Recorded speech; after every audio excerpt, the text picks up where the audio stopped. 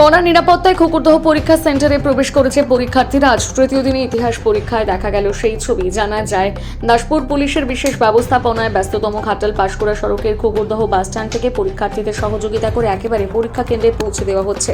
আর এতে ধন্যবাদ জানিয়েছেন পরীক্ষার্থীর অভিভাবক থেকে অভিভাবিকারা।